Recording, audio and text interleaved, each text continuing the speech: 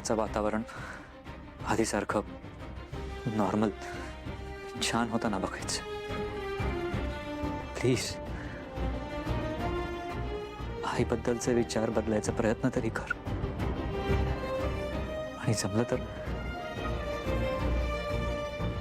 तिची माफी माग. हेच मी तुम्हाला म्हणाले तर तुम्हालाही वाटतं ना माझे बाबा खोटारडे आहेत. तुम्ही सुद्धा त्यांच्याबद्दलचा हा समज काढून टाका ना. त्यांची माफी मागा. समीर तुम्हाला नाही ना? जसा तुम्हाला तुमच्या आईवर पूर्ण विश्वास आहे अगदी तसाच मला माझ्या बाबांवर पूर्ण विश्वास आहे.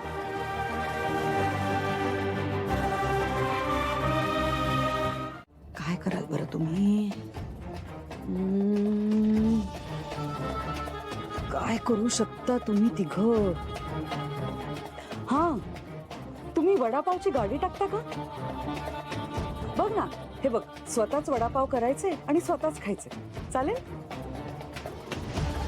नाही? मग काय करशील तू? मला तर काय. नर्मदा, अगं तू भांडी किती चांगली घासतेस. घरकाम करू शकतेस तू. हे बघ, तू घरकाम कर. अजित आहे ना, तो लोकांच्या गाड्या धुवेल. आणि दामोदरराव काय करतील बरं? अगं सिक्युरिटीचं काम चांगलं करतील की ते. चालेल? हे बघ, तू घरकाम, अजित गाड्या धुवेल आणि दामोदरराव सिक्युरिटी. मस्त, एकदम छान सेटल व्हाल तू. का केलंयस तू हे सगळं? असं काय करतेस नर्मदा? तुला तुझी लायकी दाखवण्यासाठी. आणि कधी केलंस? तू किचन मध्ये फिरकली सुद्धा नाहीयेस. नाही सांगू शकत. भिंतीलाही कान असतात. खूप मोठा गुपित आहे. मला या सगळ्याचा खूप त्रास होतोय. अगं तुला या त्रासातून मुक्त करण्यासाठीच म्हणून मी हे सगळं केलंय. तूच म्हणायचीस ना, मला नाही राहायचं या घरात, मी हे घर सोडून चालले म्हणून. मला नाही जायचंय कुठेही. मला नाही जायचंय. मी कुठेही जाणार नाही. मी इथेच राहणार आहे. इथेच. हो का? बर, पण मग नर्मदा, तुला माझं सगळं ऐकावं लागेल. करीन तू तू तू तू जे म्हणशील ना ते सगळं करीन मी. ते काय म्हणाली होतीस तू? माझे पाय धुवून पाणी प्यायलीस तरी उपकार फिटणार नाही, असंच ना? मग उद्या ना सगळ्यांसमोर एक काम करायचं. आपली चूक कबूल करायची.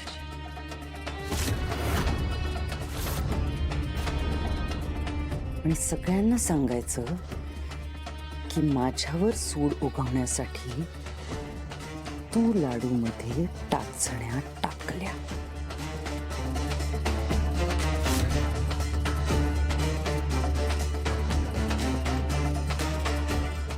आणि शेवटी आणखी एक छोटीशी गोष्ट करायची तुला. माझ्या पायावर स्वतःचं नाक घासायचं.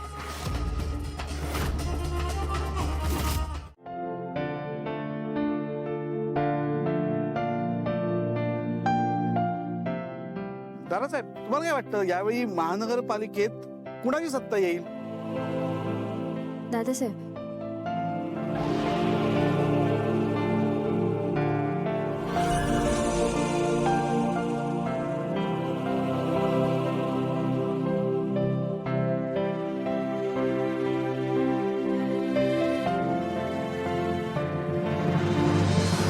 मीरा, हे बघ, मी ताई आहे तुझी.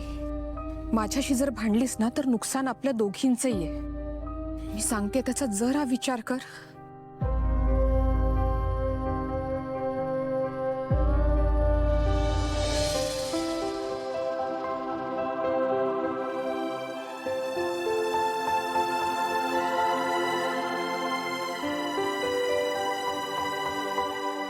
गुड मॉर्निंग आजोबा. गुड मॉर्निंग वेदा, ये बस.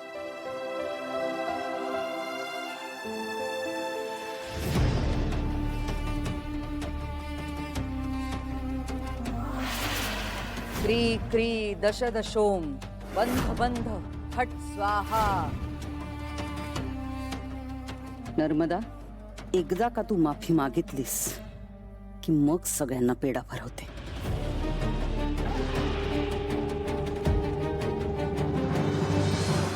आजी.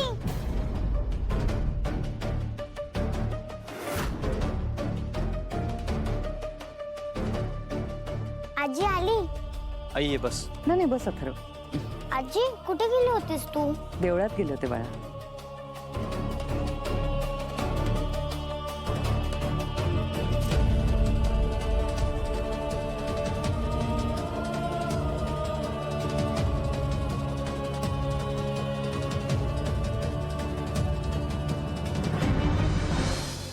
दादा तू काही बोललीस ना तरी मी आता काही ऐकून घेणार नाहीये नर्मदा.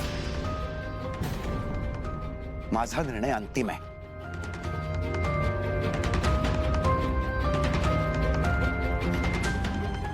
दादा, लहान बहीण म्हणून तरी ऐकून घे. मी मी मी मान्य करते, माझं चुकलं. बहिणीचा राग होता माझ्या डोक्यात आणि तो टोकाला गेला म्हणून माझ्या हातून हे झालं. आता मला लाज वाटते या गोष्टीची. मला खरंच माफ कर. तुला कळतंय का, तुझी चूक ही माफ करण्यासारखी नाहीये नर्मदा. आणि आता वेळ कधीच निघून गेलेली.